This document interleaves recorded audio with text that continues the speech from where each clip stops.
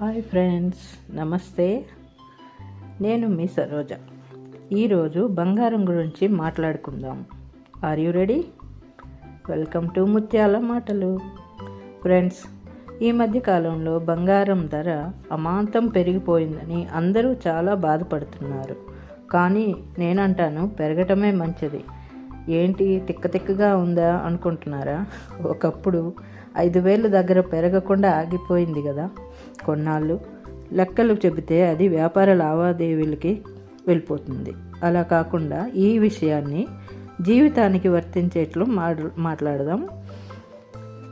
బంగారం మన వద్ద ఉంటే ఆనందం అనిపిస్తుంది కదా.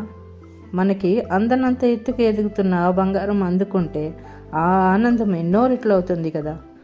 ఆ ఆనందం మనకు అందివ్వడానికే బంగారం పైకి ఎగురుతుంది. మన సామర్థ్యాన్ని పెంచాలని, మనం కూడా మన విలువని పెంచుకోవాలి ఫ్రెండ్స్.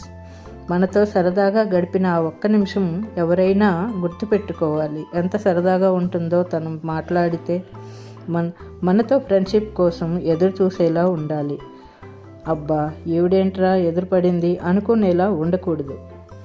అసలు మనల్ని చూడగానే ఎదుటివారి మనసు కూడా ఆనందంగా ఉరకలు వేసేలా ఉండాలి మన ప్రవర్తన. అది అలా ఉండాలి అంటే ఒకే ఒక్క మార్గం, ఒక్క చిన్న క్వాలిఫికేషన్ నీలో ఉంటే చాలు.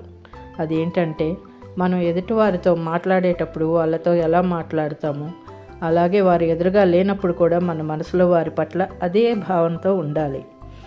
నీకు నువ్వే ఇన్విజిలేటర్గా ఉండాలి. నీ మనసులో ఏమనుకుంటున్నావో ఎవరికీ తెలియదు. కాబట్టి నిన్ను నువ్వు గమనించుకుంటూ ఉండాలి. అదే ఆ ట్రిక్. Thank you.